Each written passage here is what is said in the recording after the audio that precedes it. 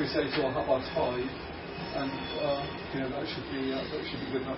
I'm talking to Tricia Barnett of Tourism Concern. I'm talking to Chris Thompson of the Federation of Tour Operators, and I'm talking to Caroline Ashton of the ODI. And I'd like to say, first of all, what your vision for Church of what pro tourism is all about, and how we dealt with that today. We'll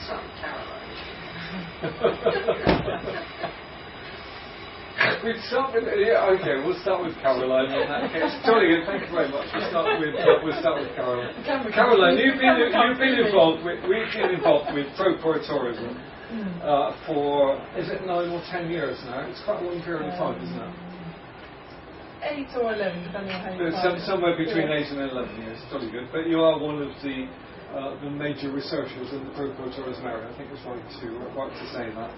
And we've now arrived at this discussion at the DOTI where you work. And I'd like to know how you feel it's being dealt with today, and what the challenges, what your vision is for the future, and what the challenges are that we're going to need to deal with.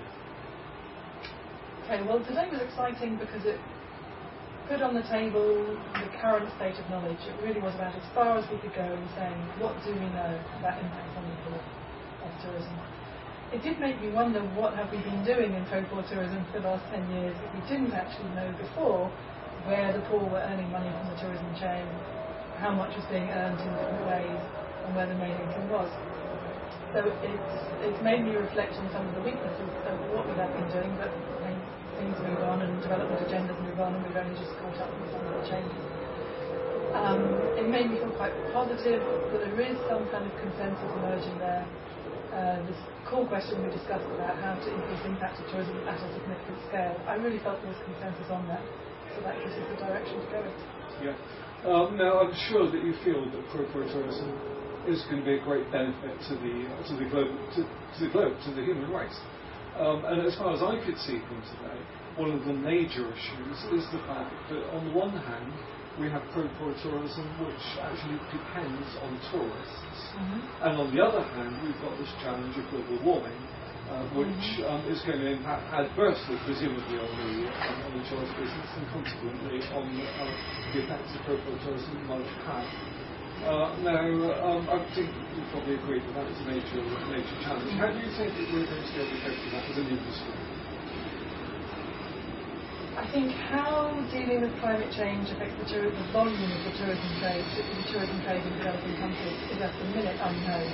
Clearly, across all sectors, we need to take action that will reduce emissions, and in tourism, that's quite likely to mean fewer arrivals in developing countries. I'm not laying any money on the table as to what action is actually going to happen yet. Meanwhile, we have to make sure that those tourists that do arrive maximise their impact to the poor. So the whole agenda we're discussing is still relevant, but particularly if tourism does actually decline to developing countries, and who knows if it will, it's even more important that we help developing countries to get the most yield from tourism in those countries. So each tourist should get more money from each tourist to help the poor in the destination. Yeah. Now, the thing that I've noticed from almost all of the publications that you produce is that you see the niche market in the tourism industry as a bit of a sidetrack. What you say, as far as I understand it, is that the big game is effectively mass tourism, and that's where you can actually get little bits of benefits for local participants in terms of linkages with major tour operators. Am I right to say about that? Am I right to say that responsible tourism, eco-tourism, sustainable tourism, adventure, all these things, all these little niches are at the moment a little bit of a sidetrack. But we're looking at the big destinations. We're looking at the mass market. We're looking at people who are here today. The First Choice, for instance, I'm told now that we group 27 million passengers a year. Well, I mean, there's a lot of money in those 27 million passengers that can benefit poverty-stricken people in faraway destinations. The good questions are perhaps it's a slight caricature, but it's a caricature that we have perhaps made with a purpose. I think parochial tourism has made a mistake, or people interpreting parochial tourism so far have made a mistake to think it's just about niche tourism, having tourists visit community projects, having communities set up community tourism enterprises, having eco-lodges in the jungle or the mountain or the river. And because they've been so focused there, they haven't looked at the big resorts, the beach tourism or the business tourism, and said, how much of this benefit is reaching the poor and how can it be increased? And I think the results of the value chains we were looking at today show that whatever your kind of tourism, it could be package tourism, there are substantial benefits flowing to the poor. If you get those tourists eating more local food or buying more local crafts, you can really increase that impact. And if you're achieving with millions of tourists, then get those that increase their local expenditure by 20%, that's a massive impact on the poor. That's why you must look at the mainstream. It's not saying that responsible eco micro projects have no impact, but they might be leading the way in showing what impact can be had. You don't need to leave it at the 5% of tourists that fall in that category. You have to spread the benefits, you have to maximise the benefits from the other 95%. I think this is quite a good moment to bring in Chris from the Federation of Jobbers. After all, they represent 80% of the businesses. Is it 80% or 70%? Around about 80%. Well, 80% of the business in the United Kingdom, and these are the big tour operators, these are the big guns. So this is really the... And I know, of course, you've just been in Turkey last week, talking to local suppliers about linkages, presumably, is that correct? Well, that was part of the programme. We were delivering quite a broad agenda on trying to involve them in sustainability. But as part of that, we were concentrating on how their businesses were looking at their linkages with the local community and how they were trying to widen access, if you like, to what's traditionally known as the informal sector. So linkages, I'm correct in believing that linkages is what it's about. In the context of parochial tourism, then possibly yes. I think the best way in which we can work with destinations through delivery of tourism is linking with different sectors within the community. So linkage is a nice word, but can you tell me exactly how that works? I mean, what does a linkage do in a destination with a tour operator? I don't think it's not direct with the tour operator. The tour operator facilitates the linkage via its supply chain. Because let's face it, we're middlemen. We're not actually at the sharp end of what the consumer is doing. The consumer is purchasing a product direct from a seller, or they are engaging in an excursion where they're going out and experiencing local culture and heritage. So what we're doing through the people that we work with is providing the resources and the opportunities for consumers to actually spend their money and benefit local people. Okay, but we also have the situation where tour operators use hotels in destinations. Frequently, in the past, hotels have bought in bulk and not necessarily from the place that the hotel is located in. So they might get international food, for instance. So from a pro-poor aspect, or a local benefit aspect, the hotel should be facilitated to buy local food, for instance, so that the customers have that. Something that we all know that a tour operator has a lot of clout with its accommodation providers.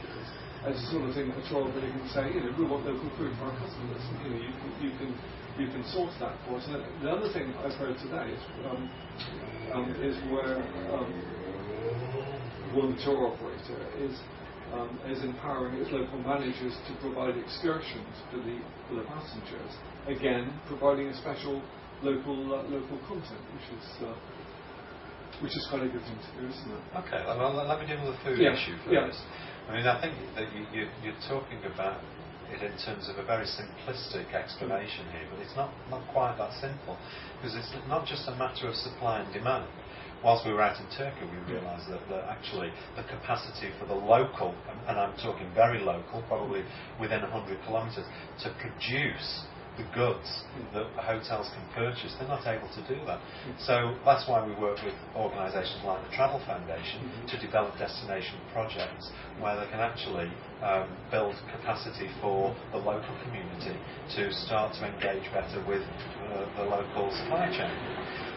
You also have an issue where the local producers are perhaps not so enlightened in the health and safety climate that our UK customers expect to have, when they're receiving foodstuffs, drinks, whatever it happens to be in the resort. So you have to impound that on the top of that as well. So then it's not such an easy equation, you have to then look a little bit further beyond. This is why we have had in the past international products. Let's now look at the excursion programme. You're quite right. One of the things that First Choice talked about today was the fact that they had asked in every destination their area managers to try and develop an excursion, a local excursion, which directly benefited the local community and put more money into the hands of the poor. Now that's, although it might seem so, that's not something that is restricted to First Choice. First Choice have a huge department devoted to PR publicity. At the moment, unfortunately, our other members haven't caught on to the fact that they need to tell people what they're doing, but it doesn't mean it isn't happening. No. We've got organisations like Kuoni, who in every single destination contribute to local community projects, whether that's paying for and operating a local minibus, or building a local school and educating people, or actually facilitating people to organise themselves as a local cooperative and a structure where they can actually access the supply chain. So these things are happening, and we promote that through the work that we do as a Federation of Tour Operators. That's great, isn't it? I mean, so what you're saying is that it's more complicated than I'm enunciating it, but in fact, it's happening, and that our tour operators are rising to the task through the Travel Foundation and through the FTO and whatever, which is. They've woken up, actually. They've realised that in doing these things, they're improving the quality of the product, and also they've also realised that consumers are changing. It might be a slow process, but they are beginning to look a little bit beyond just lying on the beach for 1 or 2 weeks. Because let's face it, climate change it means that they can't fly on the beach for 2 weeks because they've been burnt to a crisp. So they're looking for something else. Now, okay, that might be a bit of a glib remark. But the climate is changing. They're responding to it. The truth is, I think that on all the reports that have been published recently, consumers do go along with the idea of providing responsible holiday. And I think that's right, isn't it, Chris? That was there a recent report that said that a responsible holiday was a better, easily more marketable thing than a non-responsible holiday. Was there? Who wrote that? There was one that's just come out by the Travel Foundation that the Travel Foundation, isn't it? They're just producing a report that talks more about holidays that have a responsible aspect. Well, I've just come from a meeting, a European meeting of organisations similar to tourism, concern that campaign or raise awareness about tourism impact. And somebody said that a Dutch member of the group, an organisation called Tour, said that in Germany they have withdrawn the green thumb, because I have to clarify this, because I'm in Germany on holiday. They've had to withdraw the green thumb that TUI had put to identify green hotels in their brochure because less people were booking those hotels. Because they felt that it required more from them, and that to be responsible, and that the hotel would be a bit dull and boring. So they removed the green thumb because the hotel bookings decreased when consumers saw. So there are some adverse aspects. Yes. It was quite a surprising thing, and I'm actually following it up at the moment trying to understand. But when you say it's surprising, I'm presuming that your attitude is that, generally speaking, it's a holiday that is put together with some care and thought and attention to certainly TUI here as well, TUI Thompson here, have been developing an audit for hotels to fill in to see whether they can be marked down as an environmentally sound hotel. And they've been categorised as such in their brochures. So I don't know whether what has happened on the continent with the Green Thumb will influence that at all. And what was your attitude to the pro-poor tourism issues that we've been discussing today? Well, I'm always really pleased that there's lots of projects and good practice out there. I think it's excellent, but and I'm particularly pleased that there's this research that's taking place now, and that can be shared with us. But it does raise a lot of questions for me about who is poor and what is poverty, and how that's generally understood, because no indicator was given of the amount of income those people were living on that was uniform. So I really don't know what it meant. I don't know whether poverty equals, as somebody suggested, those people who haven't had an education. Well, of course, automatically they're poor, but it doesn't necessarily, because they haven't had an education, it doesn't mean they haven't become wealthier or come out of poverty. It's not only education that brings you out of poverty. So I was very confused about the group that was being discussed, and I've never just thought about it before. I just seen the word poor, pro-poor, and I've never ever considered what does poverty mean, and I think that's key really to moving forward. And for me, poverty is about people who cannot live, have their basic rights to water and housing and food and education from the wages or income that they're earning. What's the threshold of $1 a day at one stage in the game? Well, I think it's more to do with the Human Rights Index that the United Nations has set up, which I feel should be perhaps something the Pro-Poor group should look at to identify who. So it's more than that money. work has been done. Yes. So it's actually more than money. It's more than just money. It's actually, having enough income to support a very basic but important lifestyle. Having said that, the emergence of, as it were, from today, a bit of a pro-poor lobby, a lot of people working towards helping people in resorts, which I know is something that is important as far as you're concerned. I think that Tourism Service has been working on poverty since it first began nearly 20 years ago. We never called it pro-poor, which is very much development language, and it's a language which I don't believe the industry can really make use of. I mean, I can't imagine that Chris would be going out to his members and talking about pro-poor tourism. He'll find another way of describing that. So the work to ameliorate poverty through tourism, and I do believe that tourism can bring people out of poverty, I think it really genuinely does have that potential, has been going on for years, regardless of whether you call it pro-poor, because that's what different have decided it's called. So I think, yes, that sort of work is important. The problem is that too often that work is niche, even though Caroline likes it mainstream. Too often that work is niche tourism, it's community-based tourism, it's other sorts of tourism, not by any means necessarily ecotourism. But other forms of tourism do bring money into the community, and that can be people who just developed a bed and breakfast, which is totally never thought about, and have enough funding really to set themselves up as small entrepreneurs. And what I really think was important, that didn't come out today, was whether pro-poor tourism, which is entirely supported by development agencies or governments or in some way, shape or form, which actually can't just exist in its own right without that development support, would be whether that money would be better invested in enabling people to become entrepreneurs by giving small loans, or loans that will enable them to come out of that.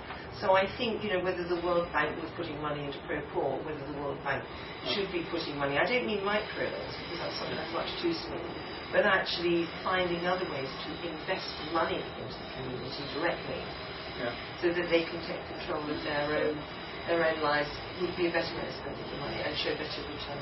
The title of today's discussion was Mainstreaming Pro-Poor Initiatives. Quite to believe it, which seemed to me to mean bringing tourism that benefits local people into the mainstream tour operations or whatever. I mean, that's what it seems to me to be. Well, I personally got confused about it, and I was going to talk about that. I didn't know whether we were mainstreaming tourism as the first part of the morning felt in development, and then not till we got to the panel did I feel that we were mainstreaming tourism within the industry. So and then it made me quite. So maybe it was just a juxtaposition in terms of the title. But generally speaking, it's the issue of the title. I'm sure you're utterly right. Is really important. Procore is not marketing language, but nonetheless, the emotions, the feeling, the ethics behind the title. I think we all agree are here to stay in the travel industry. But for any of it to work, it does need the industry to take it up. It needs them to take it on board. And obviously, from what Chris is saying, that is what's happening.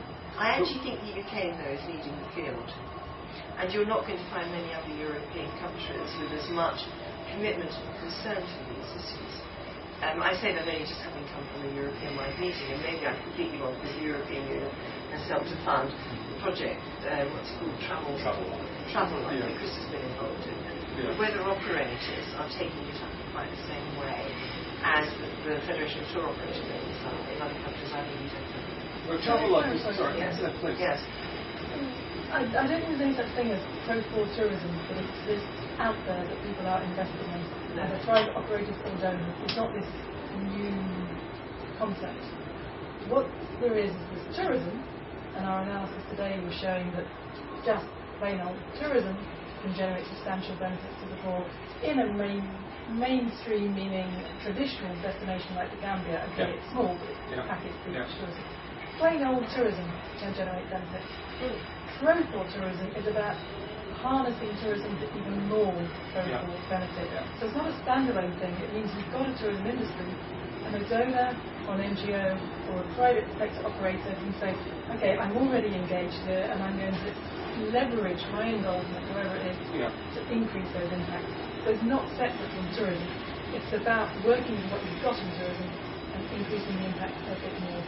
Yes, precisely. So what you're saying is that the tourism industry exists. It has the capacity to benefit local people more, and there are a number of operators that are using their own existing operations to benefit local people in terms of linkages and etc. And do you think that today was a worthwhile thing? Do you think it was a step in the right direction, clearly? Yes, I think it's a step, and I think we've got a long way to go. So what do you think the next step is?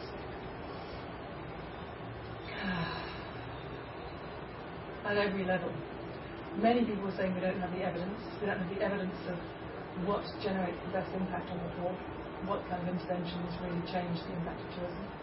So clearly we need more evidence, but evidence alone doesn't change people's livelihoods, so we need an awful lot more on creating change among national governments, in the private sector, among the donors, getting the development people on board. I agree with the point that was made that if development people work more on board, but do have these frameworks for minimising negative impacts, social and environmental costs. If they've been more on board in the last 20, 30 years, maybe there'd be fewer negative costs. So that's one reason, getting development people on board. And I think also we need to find a way of bringing things together. We have some people who benefit from tourism from their jobs. Some people who benefit from tourism from selling their rice or their mangoes or whatever. Some people that suffer from tourism from the loss of their coast or their fishing or their water. Some people in the other parts of the economy that benefit or lose from dynamic effects. We have some people in the research and advocacy world that focus only on the losers. We have others that focus only on the economic flow. Others that focus only on the long-term impact. No one is bringing it all together. I don't think we're going to get much further debating if we're all stick in our little silos and our niches. Because it's time, particularly the destination levels, to bring it together and say there isn't one type of poor. It's not $1 a day poor or a producer or a worker. We have to say what are the different poor people that are benefiting or losing. And in this, it's not a zero-sum game. How do you help the losers increase the beneficiaries and make it have a better impact for as many as possible? You can't always make the losers the beneficiaries. But you've got to bring it together, and we've just not been doing that yet. No. And so really what you're saying, at least you, Chris, is that the travel industry is becoming bigger and bigger and bigger. And it has an enormous impact on the world. From the Procore aspect, the important thing to do is to make that impact a beneficial impact rather than a negative impact. It's as simple as that. Do you agree with that? Yes, I agree with that, but I would say that it is working towards making it more beneficial. Yeah. Because we can't assume that it hasn't been beneficial at all in the past, because we've always employed local people in some aspects. Absolutely. Yeah. Absolutely. What do you think about that? Yes, I agree with you, absolutely. And your next step? Well, we're working towards fair trade tourism. So Because fair we feel trade that tourism the purchaser, the person who buys a holiday, is now more alert to choice that will benefit everybody. and fair trade tourism might be a label that could be applied to any tourism organisation. But we're still working on exactly what part of the holiday will be labelled.